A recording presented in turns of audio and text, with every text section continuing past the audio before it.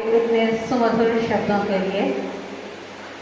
अपनी बात आरंभ करने से पहले मैं सबसे पहले अपनी शुभकामनाएं प्रेषित करना चाहती हूँ उषा दत्ताकर शुक्ला जी को।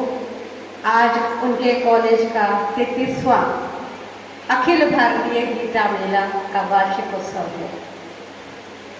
मेरी हृदय से शुभकामनाएं हैं और मैं चाहती हूँ कि जो लेगेसी आप चला रही हैं वो आगे भी भविष्य में भी ऐसे ही चलाती है। बृहस्पति महिला महाविद्यालय का परिवार उत्तरोत्तर वृद्धि करे, ऐसी मेरी शुभकामनाएं। मैं आभार भी प्रकट करना चाहती हूँ कि आपने मुझे अपने विद्यालय के परिसर में आमंत्रित किया और आमंत्रित भी ऐसे विषय के लिए किया जो कि मुझसे जुड़ा हुआ है और वो विषय है नारी सशक्तिकरण। आज अपने को इस परिसर में मुख्य वक्ता के रूप में पाकर मैं गौरवान्वित महसूस कर रही हूँ। धन्यवाद।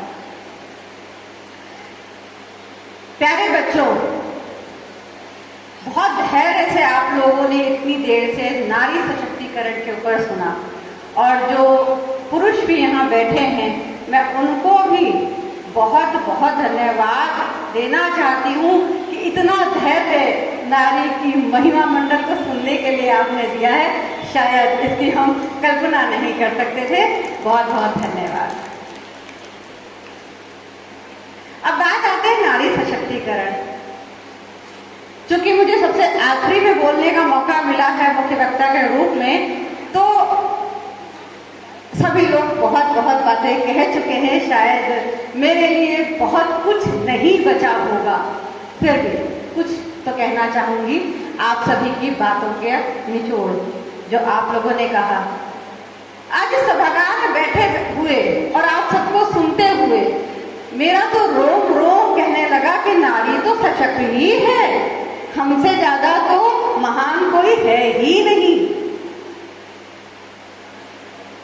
अगर ऐसा है तो ये संगोष्ठियां क्यों होती हैं? आज हम सती प्रथा पे बात नहीं करते हैं।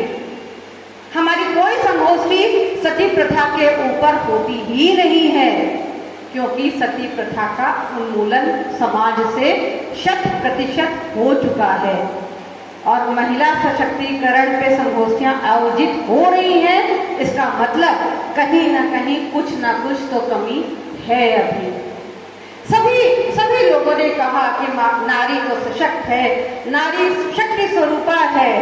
तो शक्ति स्वरूपा है, सशक्त है, तो क्यों ये आयोजन, क्यों ये विडंबना नहीं है? तो और क्या है कि हम मंच पर ये कहते हैं कि वो शक्ति स्वरूपा है और हम आयोजन करते हैं इन संगोष्ठियों का। क्या इन्हें भी खत्म नहीं हो जाना चाहिए अगर हम सशक्त हैं? अब एक प्रश्न दिया था हमारे नीता अग्निहोत्री जी ने कि प्रश्न छोड़ देती हूँ। मैं भी उसी प्रश्न को लेकर आगे बढ़ती हूँ कि नारी अगर सशक्त है तो उसको अशक्त बना कौन रहा है? ईश्वर। क्या ईश्वर हमें अशक्त बना रहा है? नहीं, ईश्वर ने हमें अशक्त नहीं बनाया। उसने तो अपनी बनाई हुई प्रत्येक कृति को समान रूप से बुद्धि, विवेक और क्षमताएं प्रदान करी हैं।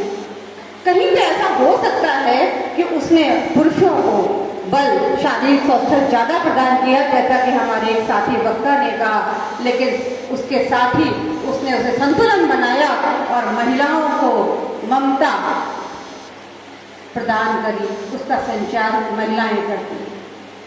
तो ईश्वर तो नहीं है जो हमें अशक्त बना रहा है। तो क्या धरती हमें अशक्त बना रही है?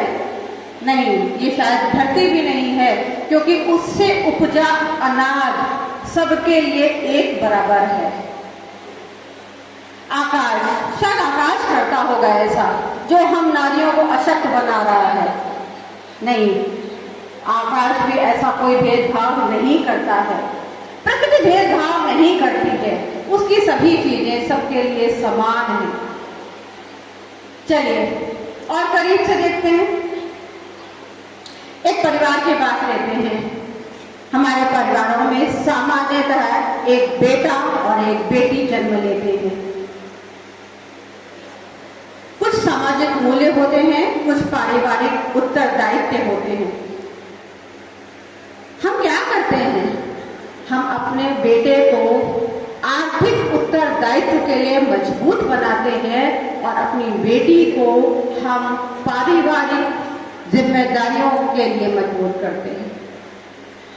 कहने का अभिप्राय यह कतई नहीं है, बिल्कुल ये नहीं कहना चाहती हूँ कि पारिवारिक मूल्यों का अगर वो जिम्मेदारी निभा रही है कुशलता से तो वो कहीं से कम है या कमजोर है। लेकिन हमारा सामाजिक ढांचा कुछ ऐसा है कि जहाँ पे आर्थिक रूप से जो व्यक्ति मजबूत होता है हम उसको सक्षम मानते हैं, हम उसको सफल मानते हैं और उसी को महत्व देते हैं। उदाहरण स्वरूप आप विकसित देश और विकासशील देश को ले लीजिए।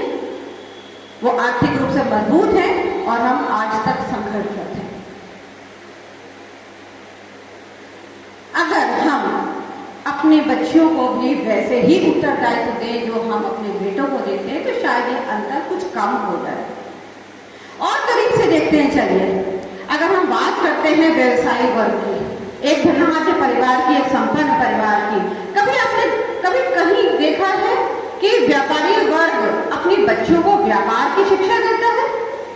कभी छोटा परचून वाला, कोई सब्जी वाला या एक बहुत संपन्न व्यापारी वर्ग वो क्या करता है? जब उसका बेटा पढ़ के आता है या तो वो अपने ही बिजनेस में उसके लिए एक स्थान सुरक्षित कर लेता है या उसके लिए एक नया एम्पायर बनाता है। क्या बेटियों को ऐसा करता है? कभी ख्याल आता है कि ऐसा करना है? नहीं आता। वो शिक्षा तो दे रहा है क्योंकि विवाह के लिए अब शिक्षा एक अनिवार्य प्रश्न हो गई है कि बेटी की एजुकेशन क्या है। अगर हम बच्चे को, अपनी बेटियों को अपने घर से ही सिखाने लग जाएं तो ऐसा नहीं होगा कि उनको बाद में किसी ऐसे नारी सशक्तिकरण प्रोग्राम के लिए या इन्हीं मंचों की आवश्यकता होगी। उनके अंदर खुद में एक जुनून होगा। आपके स्वप्न, आपके संकल्प, उसके लिए सिर्फ और सिर्फ एक ईंधन होता है और वो ईंधन होता है जुनून। वो जुनून हम अपनी बेटियों में भर सकते हैं। कैसे भर सकते हैं? हम उन्हें कहानियां सुना सकते हैं। कहानियां किसकी? लक्ष्मीबाई की, इंदिरा गांधी की, प्रतिभा पाटिल की, किरण बेदी की, फोगाट बहनों की। बहुत महिलाएं हैं, धरती से लेकर आसमान तक ऐसा कोई क्षेत्र नहीं बचा है जहां महिलाओं ने काम नहीं किया। फिर भी आज हम कहीं ना कहीं आर्थिक रूप से उतने मजबूत नहीं हैं जितने होने चाहिए। मुझे लगता है हम सबको मिलकर काम करना होगा। परिवार एक इकाई है और बहुत महत्वपूर्ण इकाई है। अगर परिवार ये जिम्मेदारी उठा ले कि हमारी बेटी को हम मजबूत बनाएंगे तो बेटी बड़ी होकर के, जिसको हम नारी बोलते हैं, वो मजबूत ही होगी, वो अशक्त होगी ही नहीं। हमें ये सोचना होगा कि जैसा समाज हमको मिला है उससे बेहतर समाज हम आगे आने वाली पीढ़ियों को देंगे। कैसे होगा? हमें काम करना होगा और हम काम अकेले नहीं कर सकते, सबको साथ चलना ही होगा। स्वामी विवेकानंद जी ने बोला था, उनका कथन था कि अपने आप को कमजोर समझना सबसे बड़ा पाप है। उन्होंने ये भी कहा था कि ब्रह्मांड में जितनी शक्तियां हैं वो हमारे अंदर निहित है, पर हम अपनी आंखों पे हाथ रख लेते हैं और फिर रोते हैं कि कितना अंधकार है। अपनी शक्तियों को, अपनी क्षमताओं को हमें पहचानना है। हमें सब कुछ साथ मिलकर के करना है। आज जो बेटी है वही नारी है और जब हमको ये मौका मिले तो हमें भेदभाव नहीं करना है कि बेटी को पढ़ाएंगे, बहू को नहीं पढ़ाएंगे, बहन को पढ़ाएंगे, भाभी को नहीं पढ़ाएंगे। ये भेदभाव प्रकृति ने नहीं किया, ये सृष्टि ने नहीं किया, तो हमें भी नहीं करना है। ये बात अगर हम अपने दिलों में बैठा लेंगे तो शायद इन नारी सशक्तिकरण संगोष्ठियों की आवश्यकता ही नहीं रहेगी। कैसे करेंगे हम ये सब काम? क्या करना होगा? सिर्फ साथ चलना होगा।